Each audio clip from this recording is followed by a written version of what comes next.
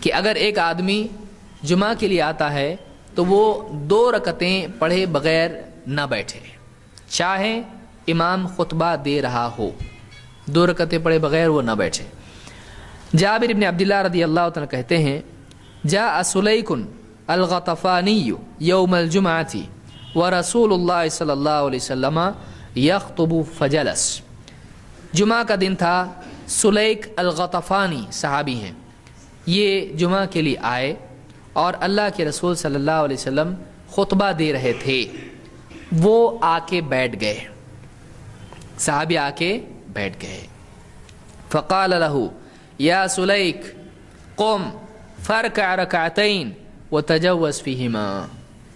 آپ نے خطبے ہی میں صحابی سے کہا اے سلیک کھڑے ہو جاؤ، وہ بیٹھے ہوئے ہیں، کہا قم کھڑے ہو جاؤ، فرکع رکعتین 2 رکعتیں ادا کرو، 2 رکعتیں ادا کرو، وتجوز فیہما اور مختصر پڑھنا، تجوز ہلکی پڑھنا، زیادہ لمبی مت پڑھنا۔ ثم قال پھر کہا اذا جاء احدکم یوم الجمعۃ والامام یخطب فلیرکع رکعتین ولیتجوز فیہما۔ پھر باقی لوگوں سے کہا، اب یہ پہلا حکم کس کے لیے تھا؟ انڈیویجول کے لیے تھا، ایک شخص کے لیے تھا۔ اب آپ نے سارے لوگوں سے بھی کہا، کیا کہا؟ جب تم میں سے کوئی شخص جمعہ کے لیے آئے اور امام خطبہ دے رہا ہو تو 2 رکعتیں ضرور پڑھ لے اور ہلکی پڑھے۔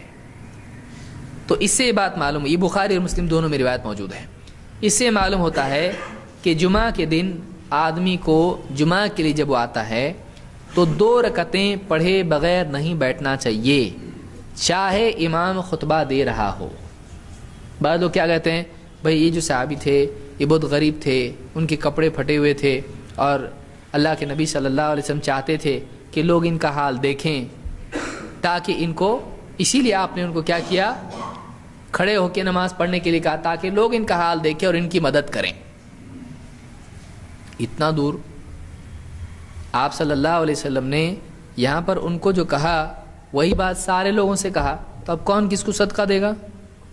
جتنے بھی لوگ ہیں، آپ نے غریبوں کو نہیں کہا تم میں سے جب بھی کوئی غریب آئے جس کے کپڑے پھٹے ہوئے ہوں، جس کو صدقے کی ضرورت ہو، وہ آ کے 2 رکعتیں پڑھے تاکہ سب اس کے حال کو دیکھیں، ایسا ہے نہیں۔ آپ نے کہا جب بھی تم میں سے کوئی آئے امام خطبہ دے رہا ہو تو 2 رکعتیں پڑھے۔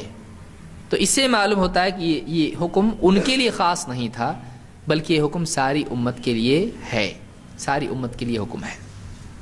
اس لیے کہ آپ غور کریں، امام جب خطبہ دے رہا ہے تو اس وقت میں جتنے لوگ ہیں ان کا دھیان کدھر ہونا چاہیے؟ امام کی طرف۔